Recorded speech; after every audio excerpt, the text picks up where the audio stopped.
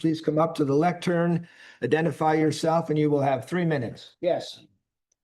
Hi, my name is Amanda, and I still live on Park Street, and I'm still here to talk about the unconstitutional ordinance that was adopted by all sitting here, current city council members, on February 12, 2025, unlike was quoted by the Assistant City Attorney June Riley in the courtroom when asked by the Judge Hadeen when the ordinance started and was in effect. She stated January 2025. Only people relying on the infinite wisdom of government rather than discernment would go along with believing, after conservative, biblically based messaging for many years in a temporary medium on public taxpayer-funded sidewalks, after months, maybe longer, of people recorded in public town halls complaining about the content and targeting one individual exercising his God-given right protected by our federal and state constitution, which every veteran has fought and sacrificed up to death for, and everyone who has sworn an oath to uphold the Constitution is supposed to have the character to defend it, as well as every patriotic, God-fearing American who pledges the Pledge of Allegiance. That sure is a lot of folks. Only in the infinite wisdom of our very own city council members and city employees who went against themselves and said it was a right, then found a ruling of an opinion of the Supreme Court. Was this days before the ordinance was written? No. The Supreme Court opinion was issued in 1983, which abridges free speech by saying it's free speech as long as the city allows the government to regulate it in a reasonable time, manner, and place. That's exactly what our forefathers meant when they said it shall not be abridged. Nullification. If you would like to know more about this, please go to www.chrisannhall.com. Only then would you be expected to believe it is not about content. Their answer to the public outcry was to persecute Henry and attempt to scare him into stopping. And what would have stopped them? Greed. So that's what they used to try to attempt to stop Henry. Only the infinite wisdom of government would they pay city employees $11,000 to clean up the sidewalks. Mere coincidence. That is what they attempted to inflate their fines to match. Thank you. Anyone else here who would like to make a comment on a matter not on our printed agenda? Yes, sir. Good evening. My name is Jacob. You guys might remember me from 2 weeks ago. That was a pretty good speech. She referenced veterans. I'm one of those veterans. I have served and continue to serve in the military to the tune of 25 years and continuing. I'm also an officer in the military. I am sworn to uphold and defend the Constitution of the United States of America. Okay? I'm not a dumb person, and that's not to say that you guys are, but the military doesn't spend $1.5 million on me to teach me how to operate a $30 million aircraft. Okay? In my line of work in the military and in the civilian sector, double standards have the potential to kill people.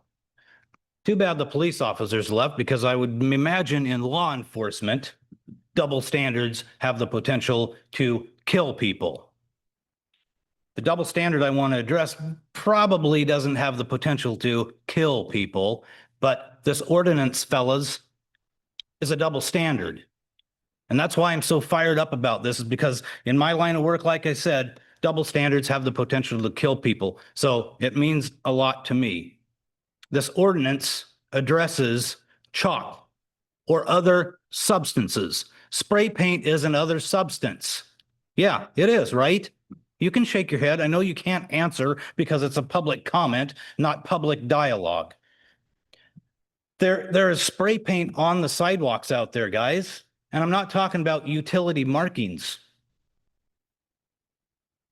Gentlemen of the Road logos, Wine Country Amphitheater directional logos is spray paint on the sidewalk that is violating your very own ordinance.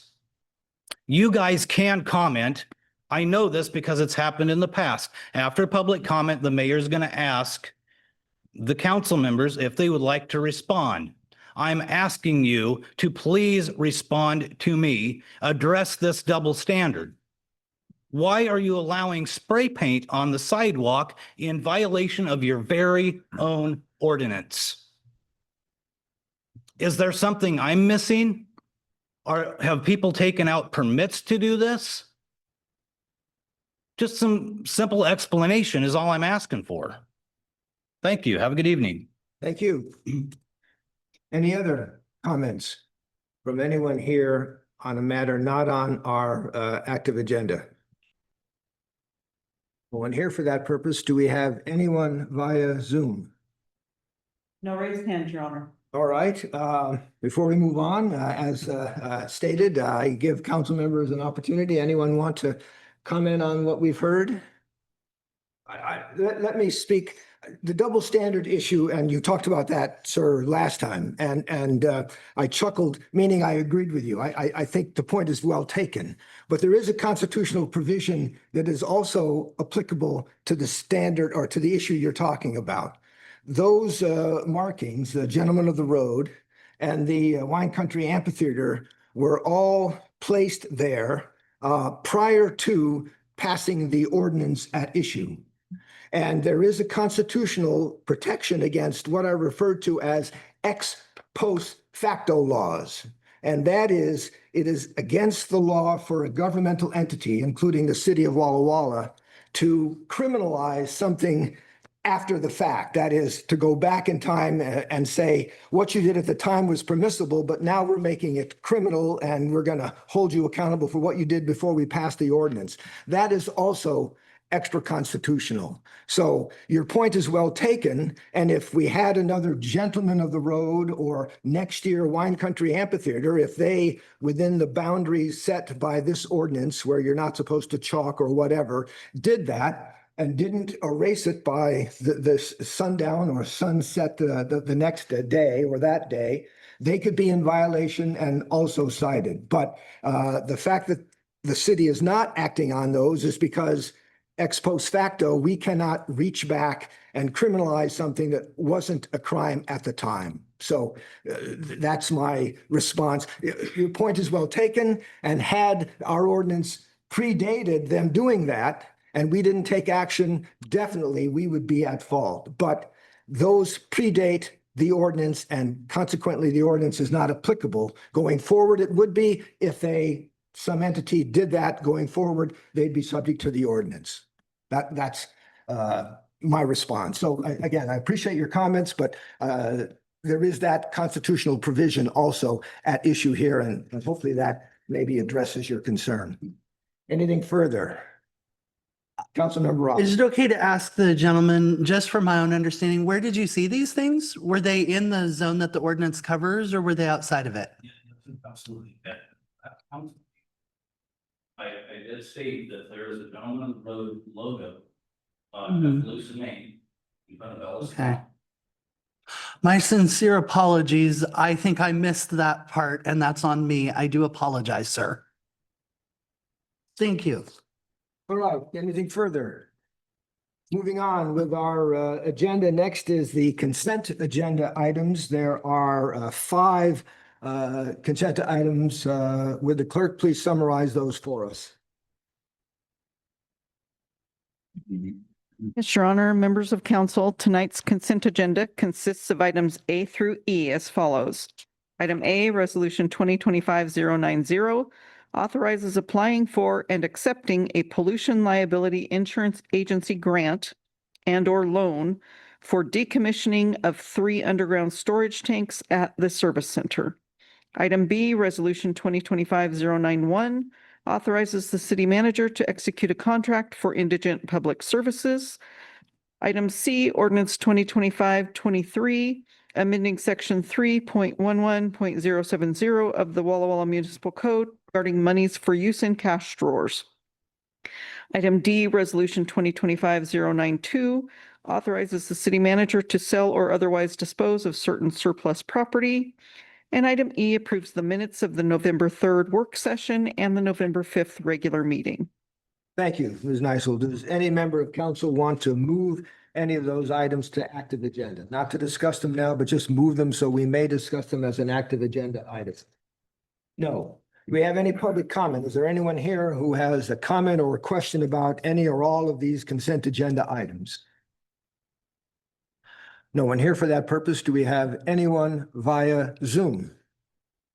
No raised hands, Your Honor. All right, bringing the matter back to council. Any questions or comments? Councilmember Moss. Your Honor, thank you. With regard to agenda item A, the decommissioning of the tanks, and I'm very supportive, and I appreciate the city staff taking a proactive approach.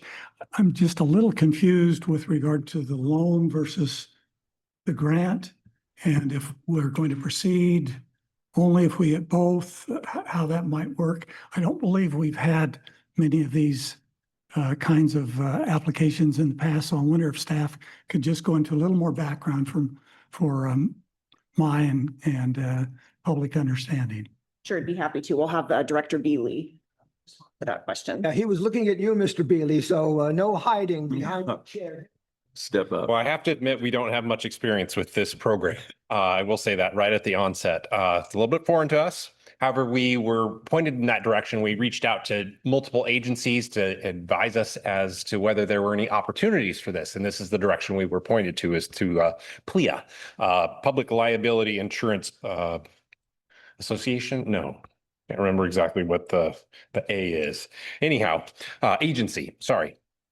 As I understand it, we make an application for our project, and there is a preliminary planning assessment process that's led by PLIA in some fashion. They, I think, have a list of people, professionals that are experienced in this type of work. They do an assessment. That assessment portion is, if we are awarded, is the grant portion, as I understand it, up to $150,000. Now, what that does is, if we go through that process and we are deemed eligible, as I understand it, then we move into, and again, there's a portion in the packet that's got several circles. I'm kind of following these circles. This is the process that they have online. After the preliminary planning assessment, that again is grant eligible, we hope. We move into the loan to help fund the actual project. So the preliminary planning assessment is kind of the engineering and evaluation phase, and then moving into construction is where the loan would come into play, up to $2 million. But I would assume that through the preliminary planning assessment, they'll help us zero in on what the estimated costs are for the project, and then help facilitate that loan. Again, zero experience with this program, but we were directed in this direction given our specific project. Mr. Beal, I appreciate that. So if we don't get the grant, we could still take the loan. Or- That I don't know. I don't believe that is exactly how this system works. It's kind of first the grant and that process, and then moving into the loan if we're eligible for that portion. Well, and I appreciate staff looking into this. We have to do as a city something about these tanks. And so if we could get PLIA to assist us, that would be very much appreciated. The loan, as I understood the graph, is at very favorable rates as well. It looks to be so, and we're hopeful that we put in 10 electric vehicle chargers right adjacent to facility. I don't know if that'll encourage our eligibility further or encourage any kind of discounts, but we'll certainly ask. Thank you for that background. Anything further on this or any other matters? Councilmember Willis. So before you escape, remind us why we're excited to do this. I mean, we have some imperative that we're under to get these tanks out. Yes, you are absolutely correct. So there is a timeline established by the Department of Ecology that once a tank moves into temporary closure status, which these are, the normal timeline, I think, is within a year that they either need to be removed and decommissioned or put back into service. Now, we reached out to them, explained to the Department of Ecology what we were up to, said we were going to apply for this program. Could you grant us an extension? They were more than willing to do so. But we're doing this because we have to. Correct. Councilmember Robinson. Thank you. I actually had a question on a different agenda item.